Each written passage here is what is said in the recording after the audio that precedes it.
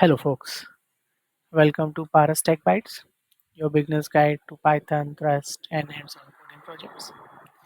In this session, we are gonna go through how to install Python, which editor to install, and then eventually we will look into something called Firebase, provided by Google, and we will go through one of the programming problems. Okay, so let's start with first. If you want to install Python in your local, in your machine, you can go to https www.python.org. There you can go to the download session. I've already downloaded it once, but here you can go to Python 3.12 and click on download. Once you do that, you'll see that the download will start and you will be able to see the file here. And then you can extract and then install in your local. If you download Python, you will need some editor to basically install Python and work on it. That's when VS Code comes into picture. It's a lightweight editor, and based on your operating system, it automatically detects what type of operating system uses. It knows that mine is Windows. It gives me an option to download. If I click on it, I'll be able to download the VS Code, which you can see here. Another option is to look at Google's Firebase. So Google Firebase provide a direct online editor. It allows you to create your own workspace. It sets up the environment online so that you don't have to do it in your system, and it's good and like easier to use for the beginners, and it provides like console and everything. In order to use it, you'll have to click on sign in. Once you sign in, you'll have to provide your Gmail ID, and then basically you'll have to attach like any other service to a Firebase. I've already done it, so I have it here. You can see that I'm already logged in here. So here, once you log in, you can go and click on new workspace. There you can click on empty workspace. Once you do that, you can provide the name of your project. Since I've already done that, I'll go back to dashboard and I'll show you how it looks. So here you can see Python basics. I've created a project called Python basics. It consists of different uh, ID. It's a unique way for them to identify your own code. I'll quickly remove it. Let me just write it again. So here you can see that a workspace will come in the IDX. You can create your own SRC folder. Click on this button. It will create a new folder. Give it a name as SRC. It's for it. I find it useful because I can create different folder names and keep different files in it. And then there is another thing called basics. Clicked on this add file and created a basic file in it. But in order to run uh, Python in a workspace, because I haven't said that it's a Python run, right? So you'll have to go to def nix and you'll find a pattern or a name called packages. Within it, you'll have to uncomment Python 3.11 and this. So what it will do is once you are done it will provide a pop-up button which you will create. Then it will restart this workspace, online workspace, and it will go and install Python. In order to know if the Python installed, you just need to do Python, and you will see that okay, Python 3.11 is coming because it's installed now. Then click on exit and will take you out of the Python interpreter. Once that's done, then you can go ahead and give it a try by just simply writing print hello world,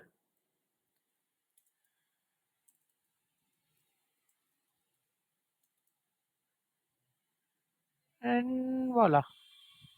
So you see hello world. It gives you the output. As easy as that. Now let's start with a program. So what I've observed is what usually helps me with learning any new programming language, or rather I find difficult, is to go through a lot of tutorials, go through books. The best way for me to learn anything is by doing it. So here what we are going to do is the first thing that will come up is like print hello world just to see the environment is working, that we already did.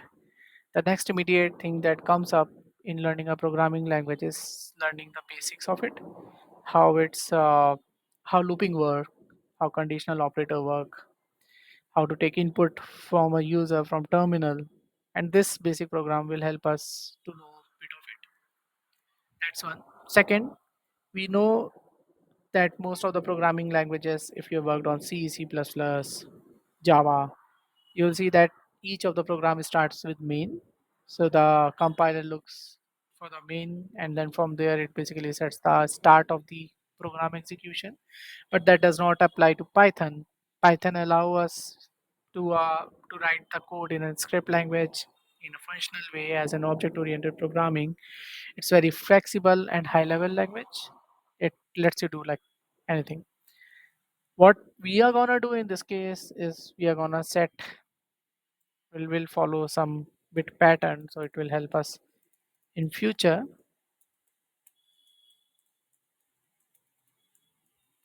So we'll write a main. So what it will do is when the code starts, it will basically go and say, hey, if name is main, that's true.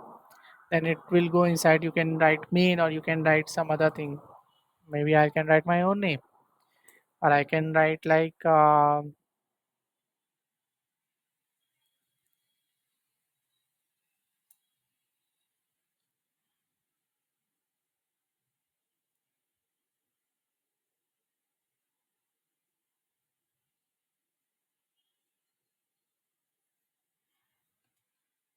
PTB, Paras Tech Bytes, and I can write def PTB, and then that's it. So when we create a method and we write pass, it basically means that it does not throw an error. It will let the code to run. This code will run. It won't just do anything. So if I run it, you see that it does not do anything. It just ran, but it didn't do anything. Now, every time we see a programming question, a problem, we have to understand how we can solve it in best way. But every time it's always, I find it useful that we first should solve the program and then we can see to optimize it. Now, in order to solve this individual use case where we want to print this pattern, we can break it down into two parts. We can see that there is right angle triangle and then there is the reverse right angle triangle. Okay, so I'll start by printing this.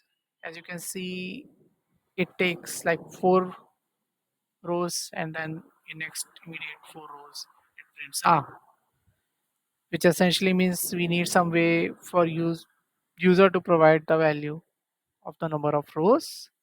In order to do get these rows, let's call that variable as rows. We'll take input from user. We'll write something like enter a number. Okay, now input parameters will go to terminal and IO bound, and we'll take the input from user from terminal, but the input that we get, the output of this would be in a string, but we want an integer. Why do we need an integer? We need it to ensure that when we loop through it, because it's 4, right? We are taking that user will provide a number, say 4. We'll print it 4 times, 1 star, then 2 star, then 3 star, then 4 star. What we can see is that this is 1 star, which essentially means that if I have number 1, I can print it. And if I have number 2, I can then print it 2 times. And if I have number 3, I can print it 3 times, and so on and so forth, right? Rows will help us do that. We are taking input from user will have to say, okay, we want to display it like 4 times. We can do for I in range rows.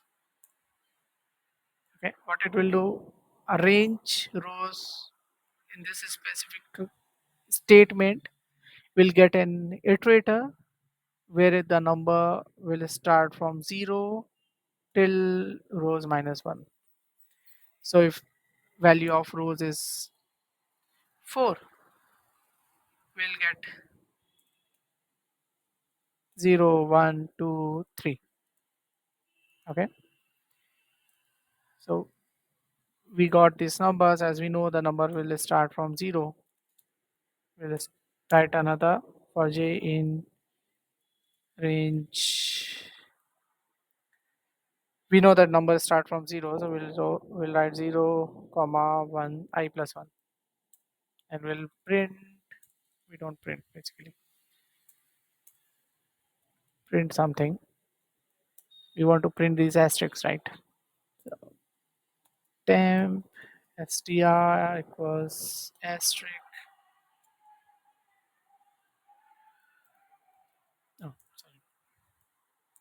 So every time, so once first when it comes in,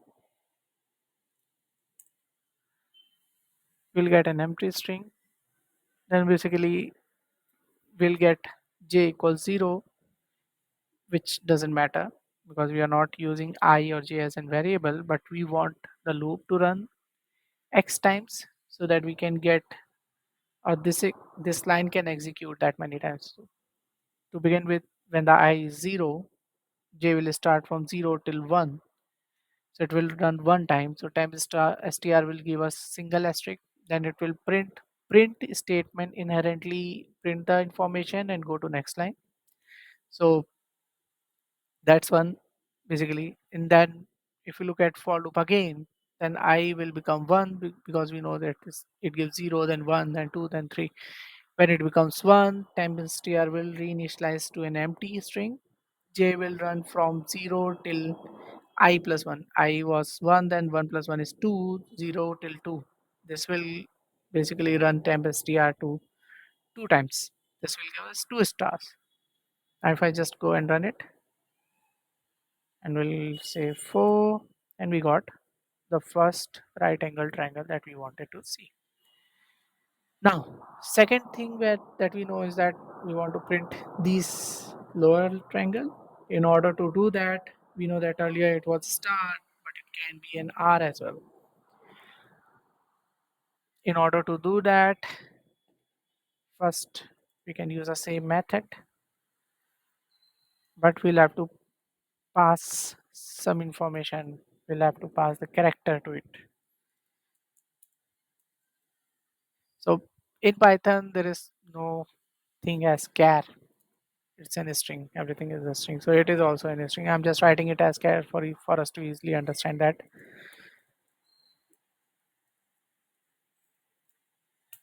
This is a character that we want.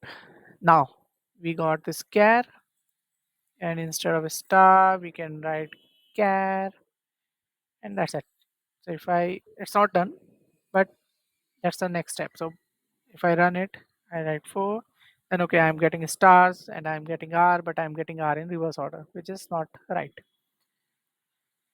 But what we want is we want to get R in reverse order. Now, before we go and print that, there is a feature in Python wherein if we multiply any string, so if a star is there and if we multiply it by 1, we get single star.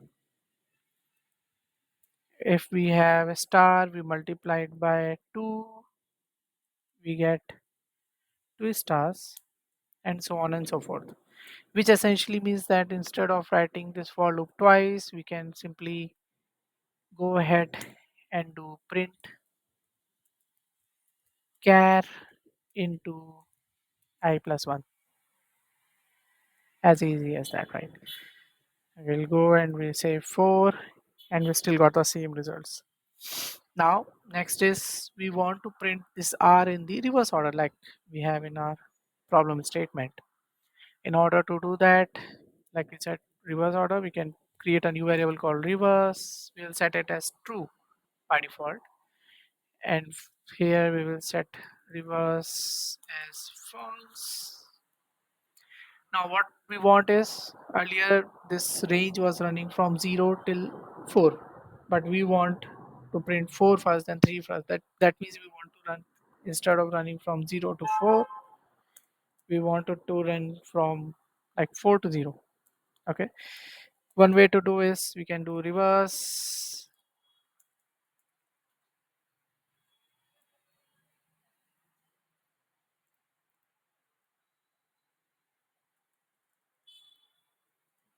and like this. Okay, we want to run it from rows till -1 till -1, and let's see if this works out. Otherwise we'll modify it again. Okay, it works out, but we get 5 hours, and that's because rows is running from 4, so it gave us an extra. Now it's coming correctly, but is there another way we can optimize the code a bit? So if you see, this line is same as this line, and basically this whole for loop is same except for the range parameter that's different. What we can do is we can write some like temp range, a way not necessarily required, but it will reduce the number of lines, which is always better for easy understanding of the code, because in reality this is too much of code that's already written. So we can write something like this: for I in temp range. Okay, and then let's run it again. We'll give 4, and we got the same pattern. What we have done is, so it's like we can write if else statement if it's a single expression in a single line. So it goes and checks if reverse is true, then it sets the value to range rows -1 -1 -1. The last -1 implies that we are subtracting -1, this -1, from the value that's coming out of the range. Okay, and it can be, it should be greater than -1. It can't go below -1. And same goes for a, from it will run from 0, then rows. The default value is +1, so we don't really have to write it. Similarly, we know that range start from 0, so we don't really have to write that either. And we run it, and that's it. It ran fine. Now what I'm gonna do is I'm gonna put this example in my GitHub repo along with the URLs in the description of a video. Please go ahead, take a look. And if you have any doubts, any questions or suggestions that I can do to improve the videos, please put it in comments and I'll get back to you. Thank you.